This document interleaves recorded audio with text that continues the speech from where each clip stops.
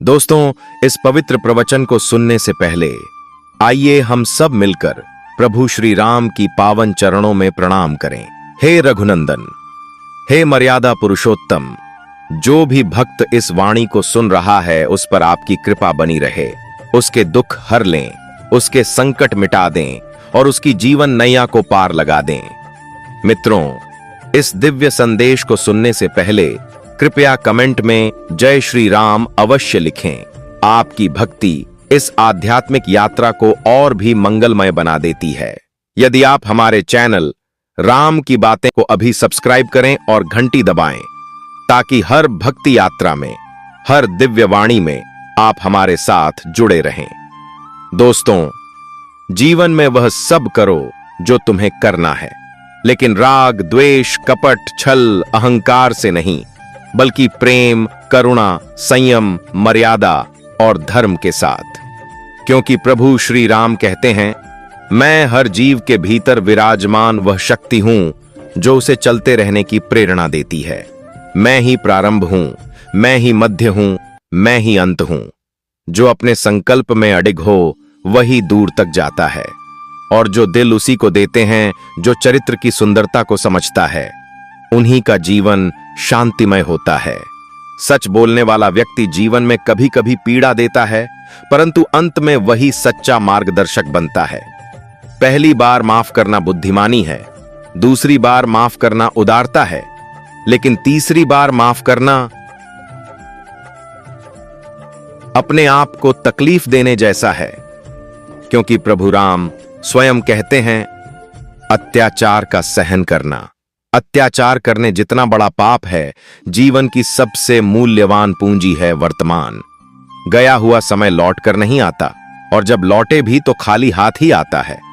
विचार हमें बनाते हैं, शब्द हमें दिशा देते हैं, इसलिए सोच को निर्मल रखो। राम अपने भक्त के स्वभाव को देखते हैं, शब्दों को नहीं। जिस प्रकार ऋतु बदलती है, वैसे ही जीवन में सुख दुख आते जाते रहते हैं।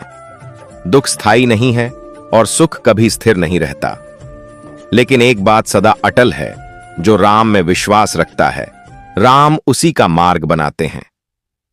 जो व्यक्ति अचानक बोलना बंद कर दे, समझ लेना उसके भीतर तूफान उठ चुका है। समझदार व्यक्ति चुप्पी में भी बहुत कुछ कह जाता है।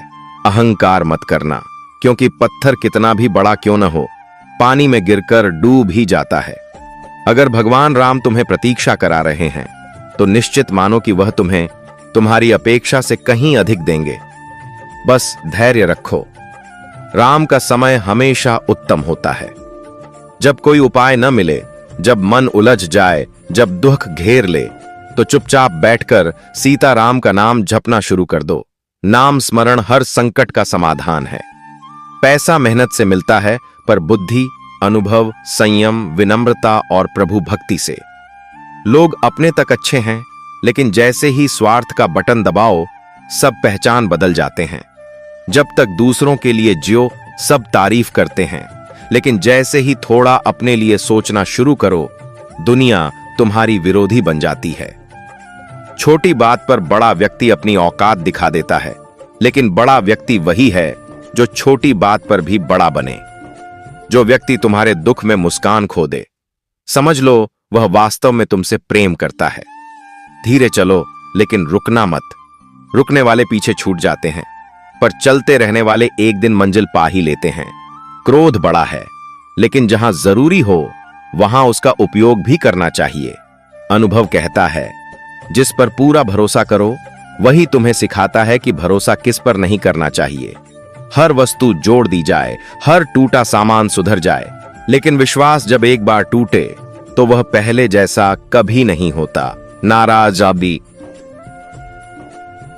वह होता है जिसे परवाह होती है, और पहल भी वही करता है जिसके दिल में प्रेम ज्यादा होता है।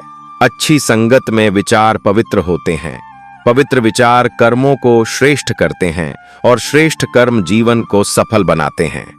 रामायण हमें सिखाती है, संगत से स्वभाव बदलता है और स्वभाव से भाग्य।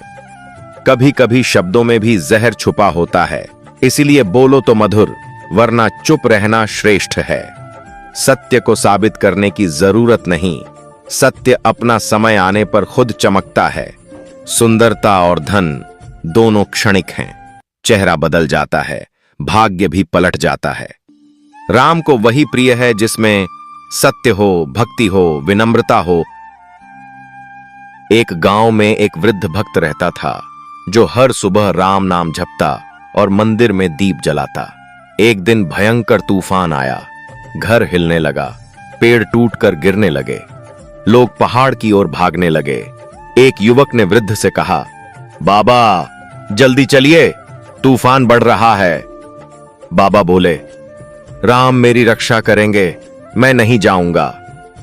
थोड़ी देर बाद नदी उफन कर गांव में दाखिल हो गई। लोग नावों में बैठकर बचाव के लिए निकलने लगे।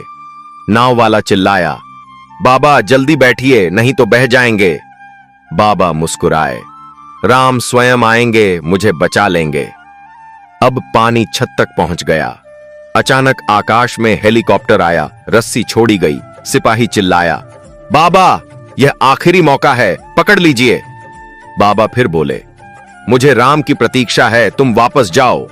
और बाबा डूब गए। मरने के बाद जब वे भगवान राम के सामने पहुंचे तो दुख भरी आवाज में बोले, हे प्रभु, जीवन भर आपका नाम जपा, परंतु जब मैंने आपको पुकारा, आप क्यों नहीं आए? प्रभु राम मुस्कुराए और बोले, बाबा मैं एक बार नहीं 3 बार आया था। पहली बार उस युवक के रूप में, दूसरी बार नाव के रूप में और तीसरी बार उस हेलीकॉप्टर के रूप में। पर तुमने मेरी पहचान ही नहीं की। भक्त बनना सरल है, पर ईश्वर की पहचान करना कठिन।